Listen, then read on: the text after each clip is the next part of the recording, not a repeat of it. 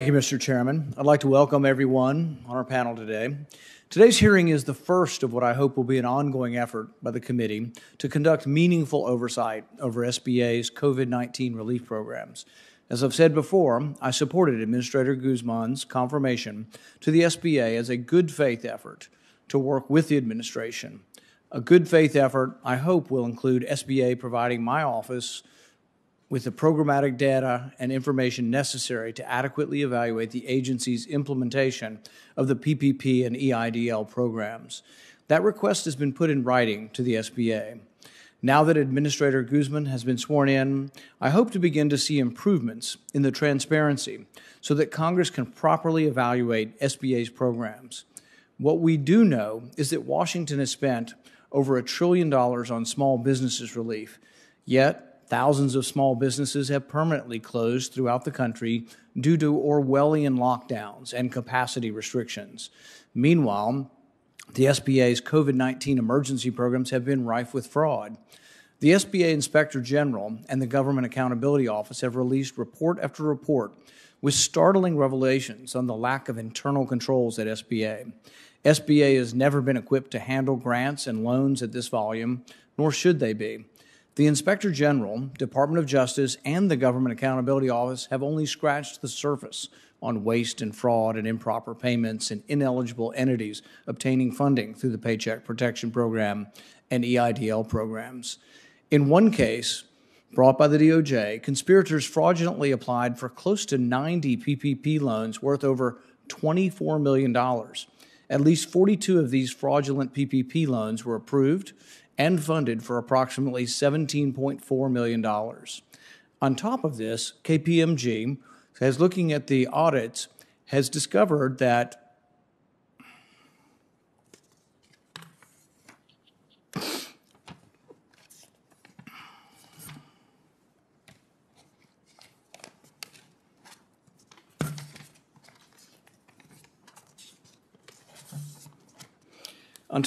KPMG could not successfully have completed SBA's yearly audit due to several financial control weaknesses and missing information.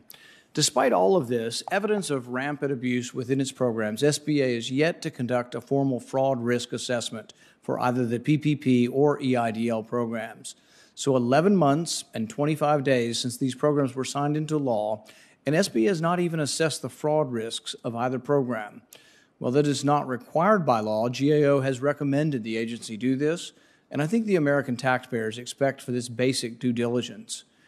Meanwhile, the administration is requesting an extension of the PPP program to a new class of eligible entities. When my colleagues on the other side of the aisle discuss small business relief, they often tout bipartisanship.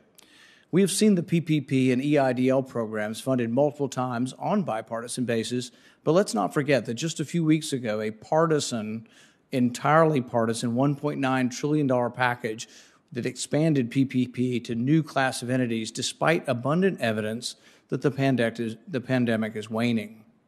As we all know, PPP will expire on March 31st. If Congress is going to continue to extend this program, let's at least be honest to the taxpayer about who is going to benefit.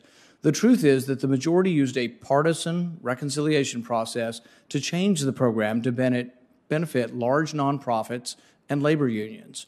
Extending the program would also continue to provide incentives for states and local politicians to keep restrictions on our businesses and the economy. As we saw in the last week's Small Business Committee hearing, the unintended consequences of the lockdowns and the unseen consequences of policy decisions are large and tangible. The time to reopen our economy is now. The Paycheck Protection Program served its purpose of emergency relief, and now our relief efforts need to look different as the country begins to open and people resume their lives. I look forward to hearing from our government panel today and receiving an update on where the programs stand. Thank you, Senator Paul.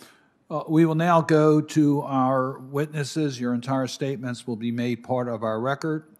We ask that you try to summarize your comments